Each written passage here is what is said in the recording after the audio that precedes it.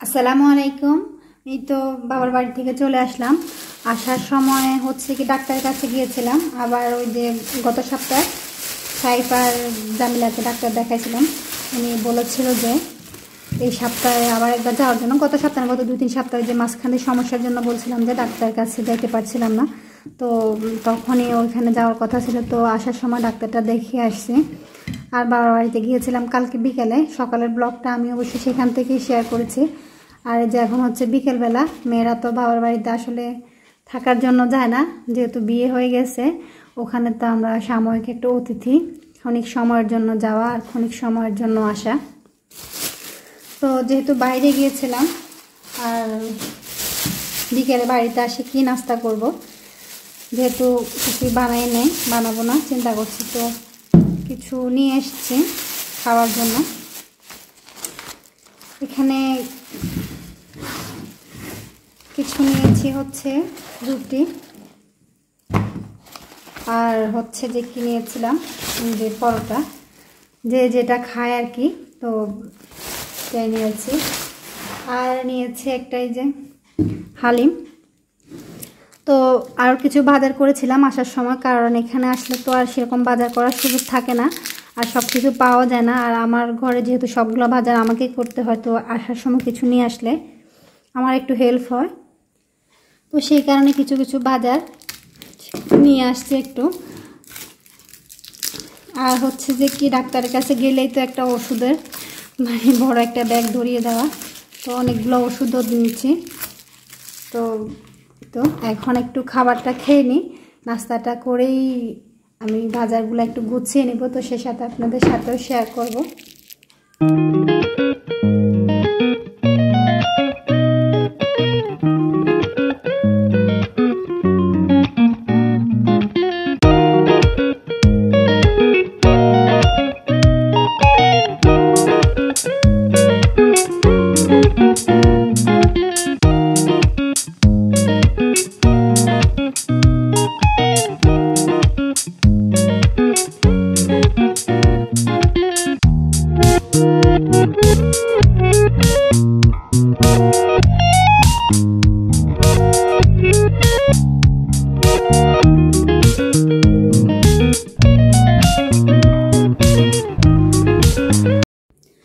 আলহামদুলিল্লাহ নাস্তাটা শেষ করলাম। নাস্তা শেষ করে এখানে যে গোছাতে চলে এসেছি, যে বাজারগুলো বাকি নিয়েছি সেগুলা। তো আমরা যে খাবারটা খেয়েছি এটা আমাদের রাতের খাবার, রাত্রে আর রান্না করবো না, খাবো না। সবসময় আসার সময় আম্মা কি করে, ভাত আর তরকারি একটু দিয়ে দেয়, যেহেতু আমি বাড়িতে আসে আবার রান্না করার ঝামেলা হবে, তো সেই কারণে হচ্ছে যে কি দিয়ে দেয়। কিন্তু আজকে যেহেতু আমি আসার সময় ডাক্তারের কাছে যাব, তো সেই কারণে আর কিছু দেয় নাই, বাট আনার সময় অনেক ঝামেলা হবে আর আমি নিয়ে আসি নাই। তো যেটা হচ্ছে ডাক্তারের কাছে যখন গিয়েছিলাম বা বাড়িতে যখন গিয়েছিলাম বাবার বাড়িতে, তখন ওইখানে কিছু ভিডিও শ্যুট করেছিলাম। তো সব জায়গা তো আর সরাসরি ভয়েসটা দেওয়া যায় না, তো ভিডিও মেক করার সাথে ভয়েস ওভার দেওয়া যায় না, তো ওই কারণে ওই ভিডিওগুলো এখন আপলোড দিতে পারছি না। তো এই ভিডিওটা আর আগে অথবা পরে দেখবো আমি সেই ভিডিওগুলো দিয়ে দেওয়া যায় কিনা। সম্ভব হলে আমি তখন সেই ভিডিওগুলো আগে পরে দিয়ে দেবো। ওগুলো তো এডিট করতে হবে, ভয়েস দিতে হবে, তো সেই কারণে দেখি আগে পারি বা পরে পারি ভয়েসটা দিয়ে দেবো। খাবারটা খেয়েছি, তো রাতে তো কিছু খাবো না, দেখি এখান থেকে যদি হয়তো পারি একটু ফল খেয়ে নেব। তবে ভালো লাগছে না, নিজে এক জায়গা থেকে আসছি, প্রচুর বৃষ্টি। একবার ভাবছিলাম বাইর হব না, ওইখানে থেকে যাব রাতটা। পরে চিন্তা করলাম ডাক্তার দেখাতে হবে, কালকে সকালে হচ্ছে আবার বাচ্চাদের স্কুল আছে, তো আবার ডাক্তারটা তো দেখাতে হবে, তো স্কুলটাও মিস হয়ে যাবে। একটু গা ফেরলাম দিদি, যদি একটু আলসামি করি তো স্কুলটা হবে যে কি মিস হয়ে যাবে। আবার হচ্ছে কি ডাক্তার তো দেখানোই লাগবে, আজকে না হোক কালকে। মাঝখানে যে অনেক জার্নিংয়ের ত্রুটি হয়েছিল বা যে আমাদের দেশের পরিস্থিতি যে খারাপ ছিল, সেই কারণে ডাক্তারটা দেখাতে পারি না, এটা আরও আগে দেখানোর দরকার ছিল। তো সেই কারণে আর কি করলাম, কষ্ট করে হলেও চলে গিয়েছি বৃষ্টিতে ভিজে। প্রতিদিনে আমি যখনই যাইতে লাগি তখনই ভিজে যাই। গত সপ্তাহেও ডাক্তারের কাছে গেছি, তখনও হচ্ছে যে কি বৃষ্টি হয়েছিল, বৃষ্টিতে আমি ভিজে গেছিলাম। আর কালকে গিয়েছিলাম ডাক্তারের কাছে, সেখান থেকে আমার বাড়িতে গেছি বাবার বাড়িতে, সেখান থেকে আবার কি করছি আবার ডাক্তার দেখাইছি। কালকে দেখাইছি বড় মেয়েকে, আজকে দেখাইছি ছোট মেয়েকে আর ছেলেকে। এই আমার পরিস্থিতি আর কি, জার্নিংয়ে অনেক অস্বস্তি লাগছে। আর তার ভিতরে হচ্ছে যে কি যখন খাবারটা খেতে বসেছিলাম, খাবারটা আমি মোটামুটি খেয়েছি, আমার কাছে ভালো লেগেছে। তো ভালো লাগলে কি হবে, ভালো লাগার মনের প্রশান্তি যেটা সেটা নষ্ট হয়ে গেছে। আমার ছোট মেয়েটা ও বলছিল ওর নাকি বমি বমি পাচ্ছে, হয়তো জার্নিং করেছে বা হয়তো বাচ্চাদের তো এমনি খেতে চায় না, আর আমার ছেলেমেয়েগুলা এমনি একটু খাওয়ার বেলা আলসেমি করে। তো যাই হোক কী কারণে বুঝতে পারি না, তো ওর শরীরটা খুব খারাপ লাগছিল। তো এত কষ্ট করার পরে বাচ্চাদেরকে নিয়ে ডাক্তার কাছে গেলাম, ওদের নিয়ে আসলাম, তারপরে হচ্ছে দেখি ওদের জন্য বাজার করলাম। এরপরে যদি দেখা যায় দেখি ছেলেমেয়েগুলো ভালো নেই বা ওরা ঠিকঠাক খাচ্ছে না বা ওদের মনটা খারাপ বা শরীর খারাপ, তো তখন আর কিছুই ভালো লাগে না। এত যে কষ্ট করলাম, কষ্টটাও নষ্ট হয়ে যায়, কষ্টের যে ফলটা সেটাও বৃথা হয়ে যায়।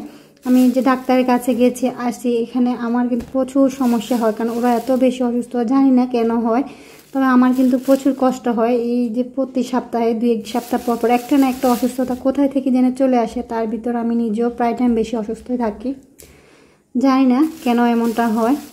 তো এখানে থেকে দেখা যায় যে আমার ফ্যামিলিটা ম্যানেজ করতে খুবই কষ্ট হয়ে যায়, কারণ অনেকগুলা আর্থিক সমস্যা হয়। তো টাকা খরচ করা প্রতি সপ্তাহে সপ্তাহে একবার ডাক্তারের কাছে গেলে 5 থেকে 6 হাজার টাকা খরচ হয় একটা বেবির জন্য। তো প্রতি সপ্তাহে যদি এভাবে খরচ করি, তো আমি আর বাকি সংসারের খরচ কীভাবে ম্যানেজ করি, তো এগুলো নিয়ে আসলে আমার মাঝে মাঝে খুবই সমস্যা হয়। তো নিজে না খেলেও যদি বাচ্চারা পেট ভরে খায়, ঘরে খাবার কম থাকলেও মায়ের কাছে অনেক প্রশান্তি লাগে। আর হচ্ছে যে কি, নিজে খেয়ে পেট ভরে থাকলেও বাচ্চারা না খেলে ভালো লাগে না। আবার হচ্ছে যখন যদি আপনার ঘরে অনেক বাজারও থাকে তখনই ভালো লাগে না। তো আমি তো সবসময় যেতে পারি না, আজকে কয়েকদিন আমার মেয়েটা বলছিল আম্মু আম খাবো, তো বাজারে যাইতে পারছিলাম না যেহেতু পরিস্থিতি খারাপ ছিল, তার কারণে আমও আনা হয় নাই, খাইও নাই। আর এখন আমের দাম কিন্তু প্রচুর বেড়ে গেছে, তো সেই কারণেও আম কিনতে ভালো লাগে না। তাও কি করবো, মেয়েটা খেতে চাইছিল, কি জানি খায় কি না, ওর তো আবার হচ্ছে যে কি একদিন খেতে চায় তো 3 দিন খেতে মন চায় না। তো এখানে যে কিছু ড্রাগন ফল আর যে কিছু শসা নিয়েছি, সাথে কিছু লেবু নিয়েছি। তো লেবুগুলো আমি আবার কিন্তু ফ্রিজে রাখি না, লেবুটা ফ্রিজে রাখলে লেবুর যে পুষ্টিগুণ সেটাও নষ্ট হয়ে যায়, এটা অ্যাসিডের মতো ক্ষতি করে। তো নর্মালি লেবু ফ্রিজে রাখার কোনো দরকার হয় না, যদি বাহিরে এভাবে ফ্রিজ যে ছাড়াই লেবুটা রাখে গরমের দিন শীতের দিন যে কোনো সিজনে, তো 10-15 দিন অনায়াসে ভালো থাকে। তো সেক্ষেত্রে লেবুটা ফ্রিজে রাখার অবশ্যই দরকার হয় না। খুব বেশি যদি একসাথে লেবু আনা হয়, অনেক বেশি নিয়ে আসছি বা হয়তো খাওয়া সম্ভব না হয়তো একসাথে, তখন আমি কি করি লেবুগুলো 2-1টা হয়তো ফ্রিজে রাখি লং টাইম রাখার জন্য। আর আমার ঘরে লেবু এমনি একটু বেশি ব্যবহার হয়, আমি লেবুটা একটু বেশি খাই। তো তরকারিতে বা হচ্ছে কি ভাতের সাথে এমনি বা অনেক কিছুতে, মাছ ধোয়ায়, আমার সব কাজে বেশিরভাগ লেবু ব্যবহার হয়। তো এই যে আমি গুছিয়ে নিচ্ছি বাজারগুলা, লেবুগুলা গুছিয়ে রাখলাম, এখানে এভাবে রেখে দিলে থাকবে। আর এখানে শসা কিছু নিয়েছি, যে ড্রাগন ফল। আর এখানে যে আম নিয়েছি, আমগুলো আমি বলেছিলাম যে শক্ত দেখে আম নিতে, এই যে এত নরম আম, মাঝে মাঝে ওরা দিয়ে দেয়, এগুলো খাওয়া যায় না, ভিতরটা পুরো পচা থাকে, এটা ফেলে দিতে হয়। নিজে দেখিনি, তারপরেও দেখার মাঝখানেও মাঝে মাঝে কোথায় থেকে জেনে ভুল হয়ে যায়, দিয়ে দেয় ওরা মাঝে মাঝে এরকম করে। বাজার থেকে নিতে গেলে ওদেরকে যতই বলি ভালো দেখে দেন ভালো দেখে দেন, তো এরকমই করে। আশা করি আপনারা যখন নেবেন একটু দেখে শুনে নেবেন। আসলে ওনাদেরকে যতই বলেন ভালো দেখেন, কিন্তু ওনারা আসলে দিবে না, কখনোই দিবে না। আমার বেলা হয় না, কখনোই দেয় না। আমি যেটা দেখিনি সেটাই ভালো হয়, বাট অনেক সময় দেখেও ভুল করে ফেলি। আবার অনেক সময় বেশিরভাগ ক্ষেত্রে দেখা হয় দেখি ওনারাই ভুল ভাল দেন। তবে বেশি যেটা হয়, আমার যখন প্রথম আমি যখন বাজার করতাম বিয়ের প্রথম দিকে, আমি প্রায় টাইম বলতাম যে ভাই আপনারা দেখে দেন। দেখতাম যে বাড়িতে আনলে সব পচা, বলতাম আপনাদের উপর বিশ্বাস করে নিচ্ছে, কে রাখে কার বিশ্বাসের দাম, বিশ্বাস তো কোথায় থাকে, আনলে দেখতাম যে সব পচা। তো সেখান থেকে করতে করতে দেখলাম যে না, আসলে এটাই হয় না, আসলে এভাবে হবে না, তো দেখে শুনে নিতে হবে। তো সেই থেকে আমি নিজে নেওয়ার অভ্যাস করছি। তো আমার বোন আছে, ও যখন ফল কিনে বেশিরভাগ ফলে পচা পড়ে, তো আমি বলে দেখি কীভাবে না, বলে যে ওনাদের কী বলে, আমি ওইভাবে বললে তো হবে না, যতই বলবা ততই পচা নেবে, নিজেরটা নিজে দেখে শুনে নিতে হবে, আর সেটাই অভ্যাস করতে হবে। আসলে এভাবেই চলতে হয়, কিছু করার নাই। তো এখানে কিছু কলা নিয়েছি, কলাগুলো প্রায় নষ্ট হয়ে যায়, থাকে না, অল্প একটু নিয়েছি, বেশি নিয়ে নেয়। এখানে হচ্ছে যে কিছু আলু নিয়েছি, আলুটা উপরে যে চামড়াটা লাল, এটা আমাদের এখানে কম পাওয়া যায় বাজার, তো আমি এই কারণে ওখান থেকে নিয়ে এসেছি। অনেকগুলা বাজার করেছি, কিন্তু আমার যেটা দরকারি ছিল সবচেয়ে বেশি, তো আমি সেটাই করি নাই। আমার পেঁয়াজ নাই ঘরে, একটাও পেঁয়াজ নেই। গত ব্লগে হয়তো বলেছি বা কোনো একটা ব্লগে বলেছি যে আমার পেঁয়াজ শেষ হয়ে গেছে, তো এখনও আমার পেঁয়াজটা শেষ, কিন্তু আমার খেয়ালই নেই যে আমার যে পেঁয়াজটা নাই, ভুলেই গেছি। তো এখন আর কী করা, এগুলো নিয়ে আসছি। আমি তো আর হয়তো 2-4 দিন বাইরে যাব না, বাড়ির পাশে একটা ছোট বাজার আছে, সেখান থেকে হয়তো পেঁয়াজটা নিয়ে আসব। এখানে আমটা গুছিয়ে রাখলাম, এই যে সবগুলো ফল এখানে একটু গুছিয়ে রেখেছি।